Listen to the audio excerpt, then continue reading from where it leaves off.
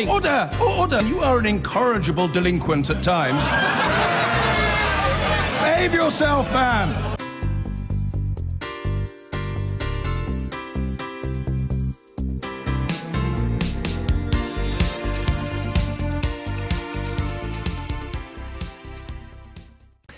If you weren't worried about enough things already, here's another one. Consumer credit. For all the lessons of the financial crash that started 10 years ago this summer, the Western world has not really found a way to stimulate spending activity and growth without letting debt grow. In the 2000s, it was US subprime mortgages that kicked off the crisis. But it is the unmortgaged credit here that is now the immediate concern. Cars and cards, credit cards in particular. They've supported spending and perhaps given a rather flattering impression of our economic performance. Unfortunately, consumer credit has been growing much faster than consumer incomes, and that can't go on forever. If it can't, it won't. Our business editor, Helen Thomas, has been looking at the data.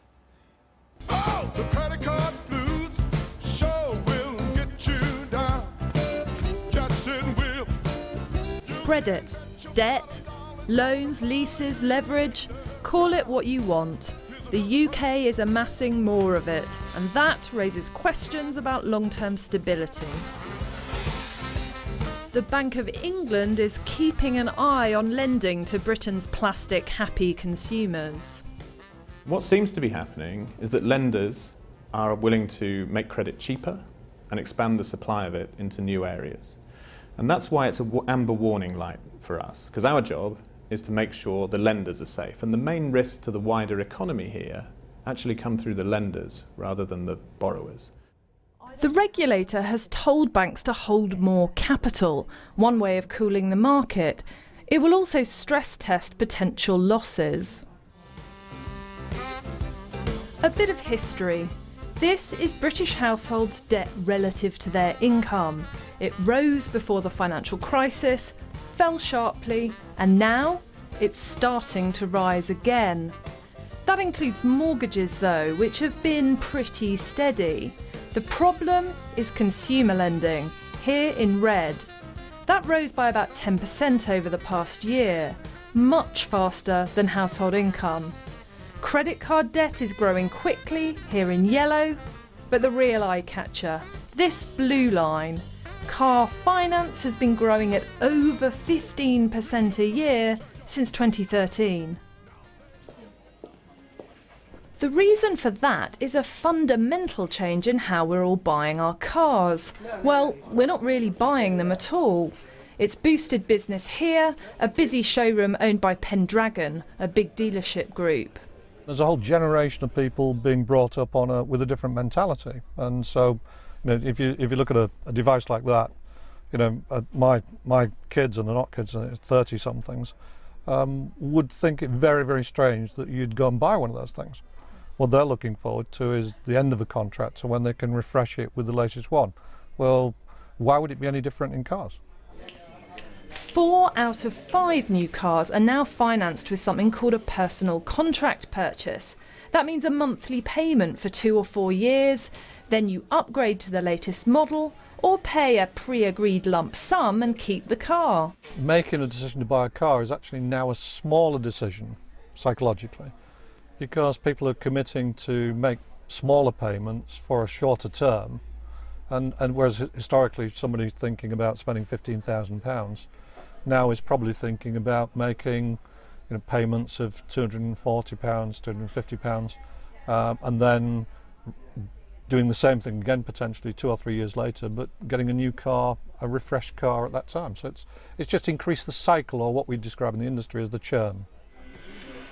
But people actually tend to keep paying their car loans. They need their cars to get to work or to get the kids to school.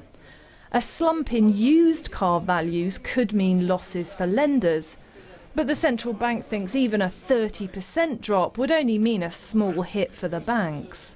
But cars aren't all we've been shopping for. Credit card debt is on the up, with longer and longer interest-free periods. Personal loans have been getting cheaper and cheaper. Overall, credit has been more easily available as banks compete for our business. There are 2 big questions here. What does this build-up mean for the banking system, for financial stability? And what about the UK economy? Would a slowdown in debt-fueled spending mean hazards ahead? Thank you. Tim Ballantyne used credit cards to start a business, but his debts mounted after a serious accident left him unable to work. He's now tackling that with the help of the Money Advice Service.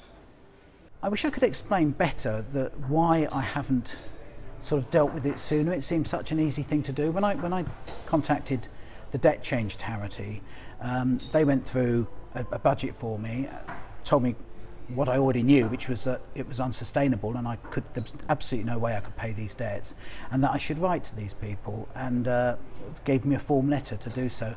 And yet it's taken me 3 or 4 months actually to get around to doing that. It is just stupidity. I think burying your head in the sand is very common.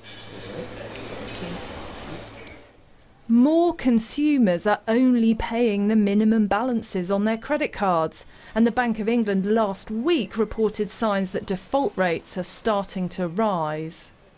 You look back over the last few years, it's very typical for loss rates on consumer debt to be more than 10 times those on mortgage lending. And that's why banks' exposures to consumer debt generally are a key driver of how strong they are, of how resilient they are, as we've seen so many times in the past. Lending standards in this market can go from the seemingly fairly responsible to pretty reckless fairly quickly. And that's why, after a period of rapid growth, we're taking action to make sure this market evolves in a sustainable and prudent way. Is this house of cards already teetering? Losses on consumer credit mount when unemployment rises. It's still at multi-decade lows for now. But tighter credit is only one pressure on households. Real wages are falling, saving rates are at record lows. Consumer spending, the powerhouse of the economy, is on shaky foundations. They'll keep sending them cards until you get yourself in so much debt you can't get out. I've been